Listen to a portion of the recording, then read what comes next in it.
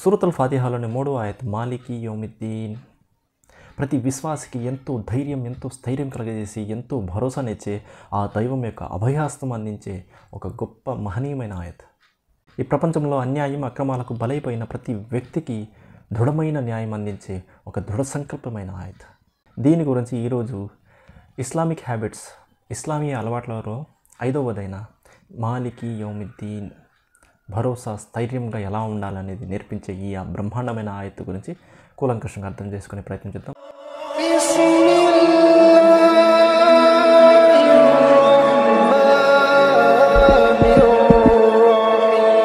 మాలికి యౌమిద్దీన్. మాలిక్ అంటే యజమాని, స్వామి, నియంత్రకుడు అని 3 అర్థాలు ఉన్నాయి. యజమాని అంటే సర్వాధికారం కలిగినవాడు.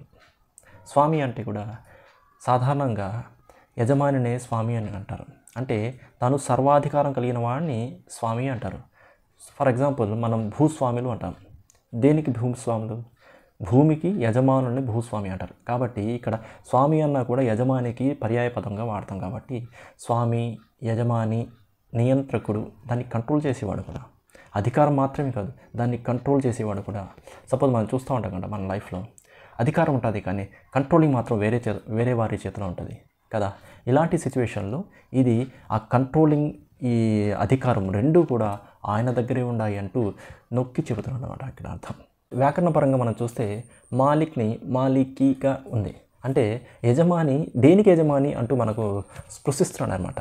దేనికి యజమాని? యౌమిద్దీన్ అంటే ఇక్కడ వ్యాకరణపరంగా దేనికో సంబంధం కలిగి ఉంది, ఈ యజమాని ఎవరితోనూ సంబంధం కలిగి ఉందని స్పృశిస్తుంది అనమాట. కాబట్టి మాలికి. కంటిన్యూషన్ చూస్తే యౌమ్ అంటే దినము, రోజు అని అర్థం. కాబట్టి రోజుకి, ఏ రోజుకి? దీన్. ఇక్కడ దీన్ అంటే 2 పర్యాయపదాలు ఉన్నాయి. ఒకటి ప్రతిఫలం పొందడాన్ని దీన్ అంటారు. ఇంకో రెండవ అర్థం ఏం చెప్తారంటే, దీన్ అంటే ధర్మం అని అర్థం. అంటే బాధ్యతాయుతమైన, ధర్మయుక్తమైన, క్రమశిక్షణాయుధంగా ఉండేది అని అర్థం.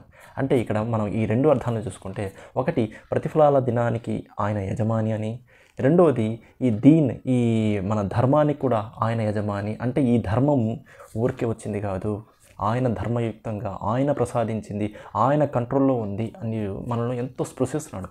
మాలికి యౌమిద్దీన్, ప్రతిఫలాలకు ఆయన యజమాని, మన ధర్మానికి కూడా ఆయన యజమాని. అంటే ఈ ధర్మంలో మీరు ధర్మం తప్పితే దాన్ని కంట్రోల్ చేసేవాడు కూడా ఆయనే, దాని మీద శిక్షలు విధించేవాడు కూడా ఆయనే అంటూ మనం ఎంతో ధర్మయుక్తంగా ఉండాలని ఇక్కడ మాలికి యౌమిద్దీన్ అన్నాడు.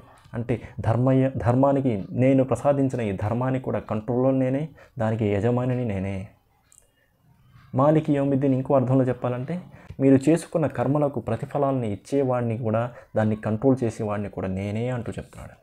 అంటే ఆయన్ని, నువ్వే ఓ ప్రధాత, ఓ విధాత, నీవే, నీకంటే గొప్ప న్యాయకర్త ఎవరూ లేరు, కాబట్టి నీవే న్యాయం చెప్పాలంటూ ఆయన్ని మనం స్వీకరిస్తున్నాం. ఎందుకంటే ఈ ప్రపంచంలో ఎంతో అల్లకల్లోలు జరుగుతున్నాయి, ఎంతోమంది దౌర్జన్యాలు, దబాయింపులు జరుగుతున్నాయి, ఎన్నో మన హక్కులను కాలరాస్తున్నారు. వీరందరికీ బలైపోయిన మనం, ఎంతో అన్యాయానికి లోనైపోయినాం. ఇక్కడ మన కోర్టులు కూడా ఎన్నో మన సాక్ష్యాలను నిరాధారాలు చేసేసి మనల్ని ఎంతో శిక్షలకు గురి చేస్తున్నారు. లేని వాటి కూడా ప్రోద్బలం చేసేసి మనల్ని అన్యాయంగా ఇరికిస్తున్నారు. ఇలాంటి అన్యాయాలకు ఆయనే ఆ రోజు, ఆ చివరి దినాన మనందరికీ నిజమైన న్యాయం చేస్తాడంటూ మనం ఆయన్ని, ఎంతో న్యాయవంతుడైన ఆ ప్రభువుని మనం స్వీకరిస్తున్నాం.